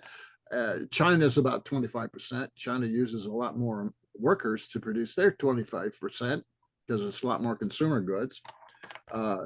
US, you know, is a lot more electronic or tech goods and chemicals and oil and weapons and so forth. So we still got the same amount of output that we did, but we've got what, 11 million fewer workers in manufacturing just in the last 20 years.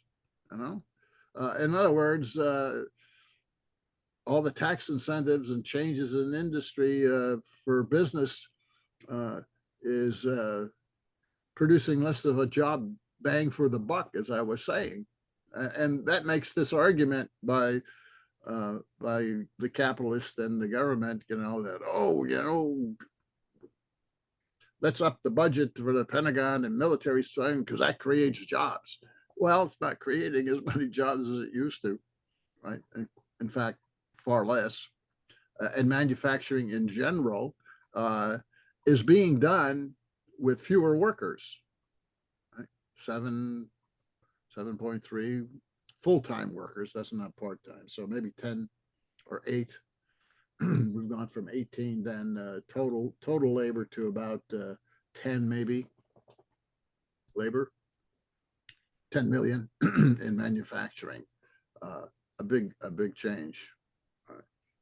BRIC effects on the U.S. This is a topic all in itself. Jack, maybe what we could do is let's hold on that. Okay. Because we got 6 people have their hands up right now. In fact, when your book comes out, we'd like to have you come back and talk about it. Yeah, go ahead. It is the question of the day, though. It's the decline of the U.S. empire beginning. Okay. All right. Next up is Gene, followed by Peter. So Gene, please unmute yourself. Okay, I'm unmuted. And thanks so much, Jack, for coming and talking. I'm always impressed by your command of the material and so on. And at the same time, I have to say I'm a bit of a skeptic and subscribe to the old adage that figures don't lie, but liars sure can figure. And we know that our government is lying and many other people also. But this is an important topic. But I wanted just to raise another thing because we deal with the working class and the coming elections. You know, half of the working class are women. And there's a big issue in terms of all the discussion I'm coming up about what's going on with various elections around the country is that reproductive rights are very important. They are under attack and they're under attack by Republicans. If you look at the crew that, look at the Republican debates, and those guys are off the wall. I mean, it's really ghastly. So I've thrown these things out, kind of general comments, but also questions about what are your views in terms of what's likely to be the impact of the reproductive rights issue, and what'll happen if Trump's only one of a really rabid pack of proto-fascists. Anyway, I'll just leave it at that. Thank you. Yeah. Well, not much has changed, has it, from 2022 and 2020? And the outcome is going to be much the same, because the policies being proposed by both wings of the corporate party of America, as I call them, two wings, Republicans and Democrats, right? Or some call it the uniparty. The strategies and the messages aren't any different from 2020. They're really going to be the same thing. And that means that what's going to make the difference in the election probably is those half a dozen swing states once again, probably. So what's the impact of what you're saying on the swing states and the independent voter, really? What's going to be the dominant issue? Well, the war is creeping up as a dominant issue, creeping into the whole picture here. To some extent, what we talked about, Americans vote a lot based upon their pocketbook, and we know that's not doing so well. Biden's approval ratings down to 33, and it's only the beginning of the year. 33% approve, almost 60% disapprove. That alone is a really historic marker of defeat, really, when you get that low an approval rating, right? I think a lot of workers and people will stay home, won't vote, particularly the young, who are really disaffected and haven't benefited very much. In fact, the lower you go in the average age, the more anti-Democrat some of the voters are, because they're the ones who've been hit the hardest, really. The millennials and Gen Zers, they've been taking in the ear for 20 years now. So how much will the reproductive rights issue play? Well, certainly the Democrats have an advantage on that issue, because, as you said, the Republicans are, so Neanderthal about the whole thing. How much will it play in those swing states is the question, particularly Pennsylvania and Georgia and places like that, North Carolina, et cetera.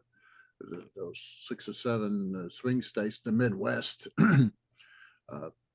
big factor. Inflation is going to play a big role. Obviously, people are hurting a lot more. What's going to happen with a recession here? How deep and will it go? And will it, be very short and brief here? That will play a role. Pocketbook issues will play a role. The war issue may play a role, particularly if, we come up with more money for Ukraine at the same time. People aren't getting anything from the government. The immigration issue will play a role in some states, but probably not a decisive role. So you got to weigh your question in relation to all these other issues and all these other key regions of the country. It will play certainly a role, but who knows? I mean, no one really knows whether that will swing those swing states. That issue is certainly a plus for the Democrats, because the Republicans are in such an undefensible position of this. But we'll just have to wait and see. Answer is, I don't know. Peter, if you would unmute yourself, followed by Harjinder. Peter. Yeah. So thanks to this talk. It's really kind of You're a little muffled, Peter. Can you have a microphone that you can speak closer to? Can you hear me? Yeah, go ahead. Okay. So it's good to look at kind of the very fine, with a fine tooth comb, look at the economy and the statistics. My interest is really kind of the big picture, the broader changes in the economy, which obviously most of these elderly people like us have witnessed over a lifetime. And I'm interested in the interest in the capital, the development of capital, its movements, how is it changing in the US and in Europe and the world. And I'm interested in your views on what you think of this interesting condition that we're in, that we were expecting a recession this year. It didn't happen. And I'm wondering if you think that the changes in Europe had a big impact on that. I mean, we know Biden blew up the Nord Stream pipeline, which caused a fourfold increase in gas for Germany. All of that was sold to Germany by the US, so we have a huge market that didn't exist before. Great profits for the oil companies. 2,500 sanctions imposed on Russia, most of which harmed Europe, not us. We gained by that. Germany is deindustrializing long-term. This is a long-term trend that can't be reversed. So we're getting all kinds of investment from European countries now. So what was how much of this miracle, this 2023 miracle of no recession, can be put at the feet of our, kind of destruction of the European economy, which is, it's in recession now. I'm just curious, is that a significant impact on the US economy? And the war, the feeding of the war machine, did that have an impact? So I'm curious what you think. Yeah, well, as far as Europe is concerned, it's correct. The U.S. Biden NATO policy is successfully drove Russia out of the European economy, not just oil and gas, but in general. And the U.S. Businesses have filled that vacuum at a higher price, in other words, and is highly responsible for what's happening in German recession right now and European recession that's underway. Who knows how deep that's going to go. But that's export sales, export sales. And the U.S. is still running a trade deficit. In other words, we're still importing more than we are exporting. And that's a negative to U.S. GDP economy. It would be worse if it weren't for the U.S. exporting energy to Europe and other things now. Also, U.S. Tax policy has been to suck investment out of Europe to the U.S. For the new alternative energy subsidies, right? So it's a double whammy. I mean, the outcome of this war, I believe Europe was a target of American capitalists, not just the Russians. It's a win-win for them. History will show that Europe was integrated more to U.S. political foreign policy. NATO runs European foreign policy now, and the U.S. runs NATO, reestablished hegemony over NATO after Trump with this war, and has made Europe more dependent economically on the U.S. So it's integrated Europe in that way, and Europe is paying the price far more than Russia is paying the price for the sanctions here. But if you look at it in just trade deficit terms, exports over imports, and that's called net exports impact on the GDP in U.S., it's not been that significant. I think it would be worse. The U.S. Recession would be worse because the trade deficit would be worse. But that's not the biggest factor in the U.S. GDP and economy. And as I said before, the goods sector is in recession, has been in recession. And the question is the forecast here. The banks and the Fed and others are all still forecasting a mild recession in the first half. They don't know for sure because things are sort of turned upside down in terms of the data predicting where we're going. And I think that's part of the consequences, the fallout from the COVID shutdown. I think capitalism got restructured in some ways.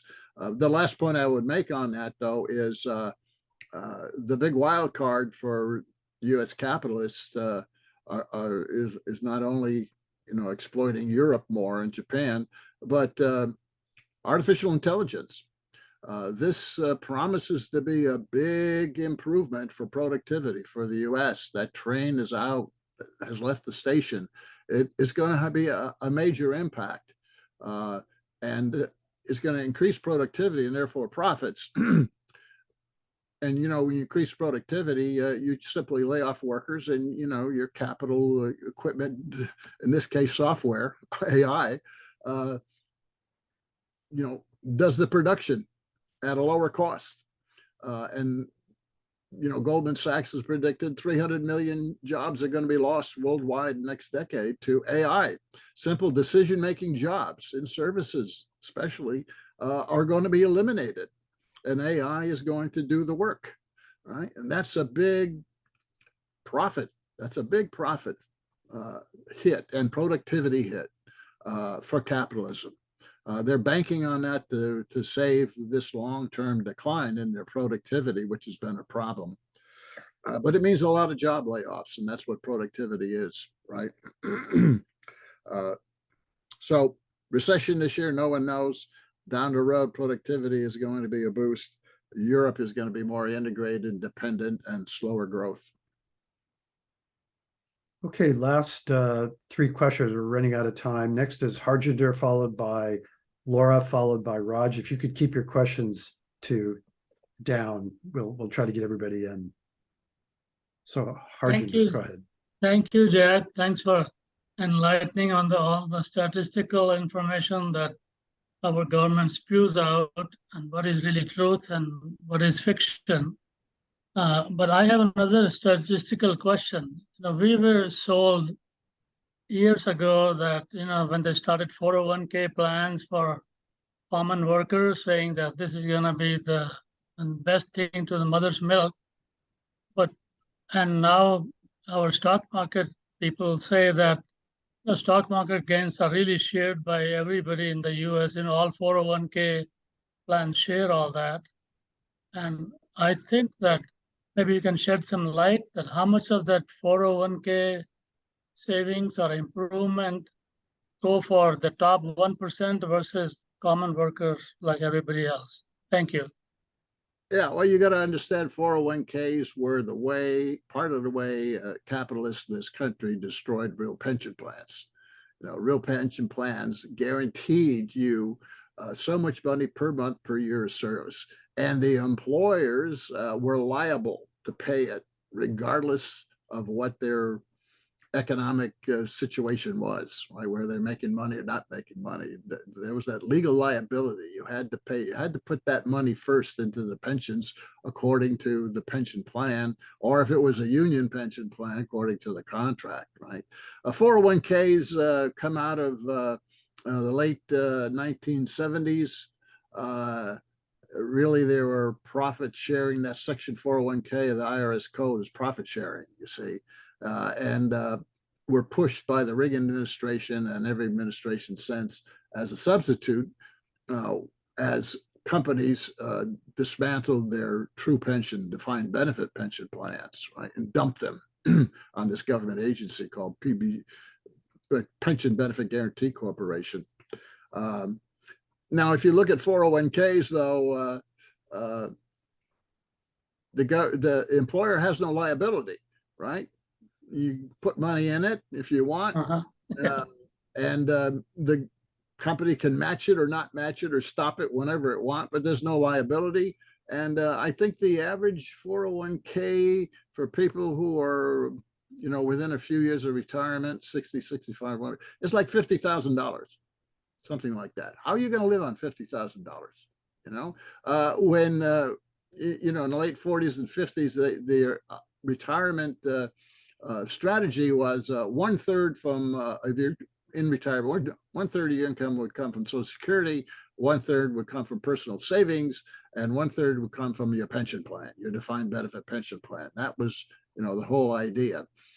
Well, personal savings is for most of the working class, median and below, it does not exist. So that leg of the stool, doesn't exist. Social Security provides maybe 1/3. And then the pensions have been pretty much eliminated and replaced with phony 401ks.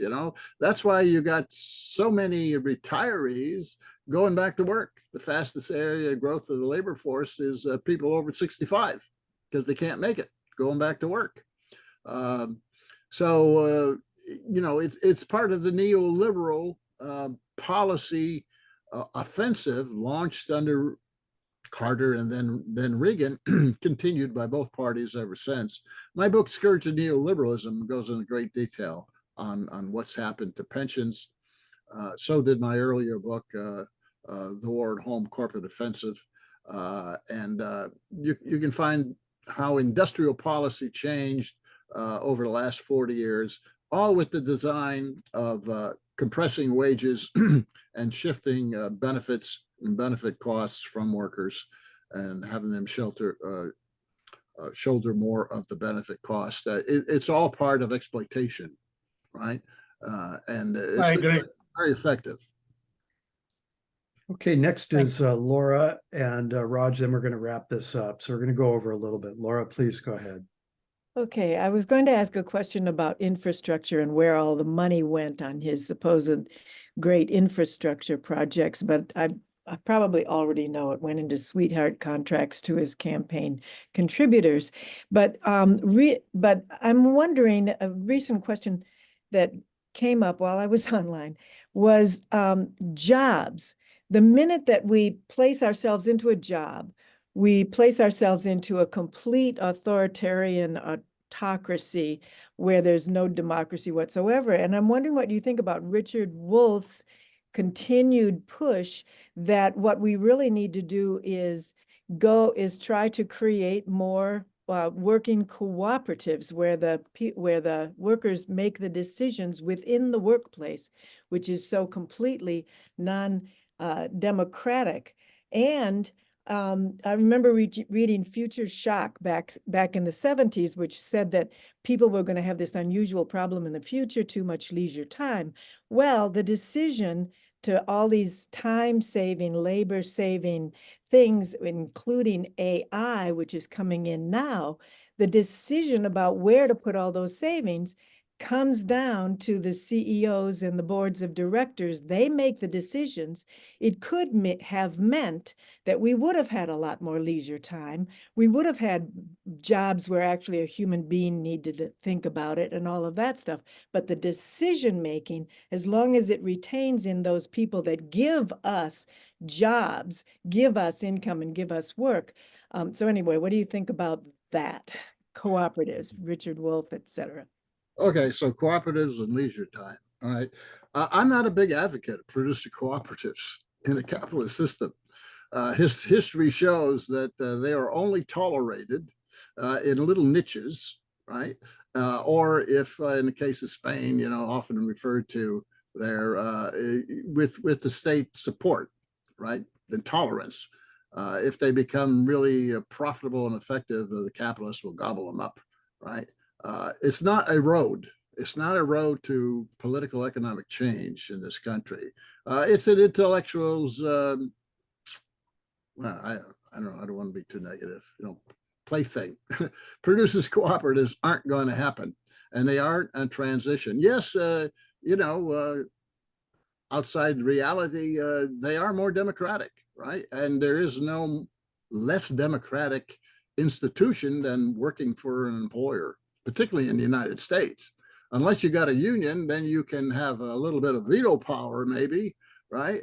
But if you don't have a union, once you step into a job, I mean, you are in a total authoritarian world. Whatever the boss says goes. No democracy there. A little bit of democracy in collective bargaining, right? Producers cooperatives are not real. They're not going to happen. And I think they kind of distract people from understanding that if you want change in this system, you have to contend for the institutions of political power. You need a true party, a true movement, and you got to contend to take over legislations and courts and so forth. There's no easy way. There's no producer cooperative, all the workers are going to see how great it is, and they're all going to, form producer cooperatives. I think it's a great distraction, really, from real socialist political organizing and so forth. It's a nice idea. Historically, it never works, and I'm not an advocate of it for that, because I think it distracts from real organizing that has to be done. As far as leisure time is concerned, Americans have less leisure time, those who are working, than ever before. They're working longer and harder than ever before. They're working second and third jobs, gig jobs, many of them. Young people are working longer and harder than ever before. If you look at all the industrial economies of the world, Americans work more hours per year than anybody else. More hours. Vacation time actually taken is being reduced, right? Sick leave, you got to have a union or a tech company that has to attract skilled people to get any decent sick time. Look what happened to railroad workers. They couldn't even get 2 days, right? The capitalists will work you to death, right? And we're working longer and harder than ever before. And all this talk about AI, is going to give you more leisure time. Yeah, you're going to be unemployed. You're going to have a lot of leisure time, right? That's the only way workers get leisure time, is to lose their job. And there'll be a lot of them, millions of them, who will lose their job and will have a lot of, quote, leisure time. I don't know how much you enjoy unemployment, but the times I've been unemployed in my life, they weren't very pleasant times, and you probably worked harder trying to get a new job when you were jobless than you did when you were working. So I think all this talk about leisure time has always been ideology about the system. And producer co-ops, I think that's kind of a ideology on the left. So that would be my position on those. Raj, last question, and then we'll Yeah, wrap up. so thank you. Very informative talk and discussion. So Jack, I have a question. I hear that about half or 2/3 of American working class, which is the lower half or 2/3, do not have $500 to spare for an emergency.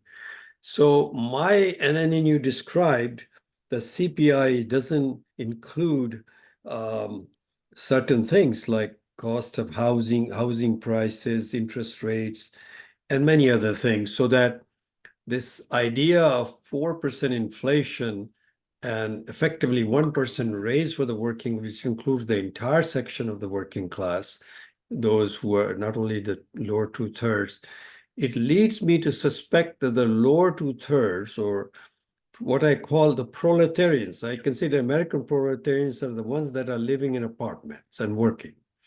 So they're a rough equivalent of it, basically. So my question to you is, are they getting a wage cut in these last few years, or are they actually getting that 1%? Okay, that's a good question. Government statistics aren't segmented according to class, right? But certainly those who are at poverty level 30,000 below are working class, except maybe those that are living totally on welfare. I don't know where I would consider them working class or lumpen, right? To use a Marxist term. But median worker, those are working class. As you go a little higher in the wage structure, right, it begins to bore a little bit. What is this mid-level manager? Is that working class? Well, he gets a wage, and that wage and salary is indicated in the government statistics. But the higher you go, the more you enter a gray zone in terms of class. But still, if you define class as you sell your labor to somebody, right? That's the broadest definition, then you're working class, right? But what's your mental perspective? I can be a software worker, and I'm getting a wage. I'm selling my skill to a company, but I got an idea to form a new company, an IPO, and I go to a venture capitalist and I give a give a pitch, and I get some money, where am I in that perspective? Objectively, maybe working class, subjectively, certainly not. So the $500 per month, that's in the category of maybe wage earners, annual wages of 75,000 or below. I think most of those people.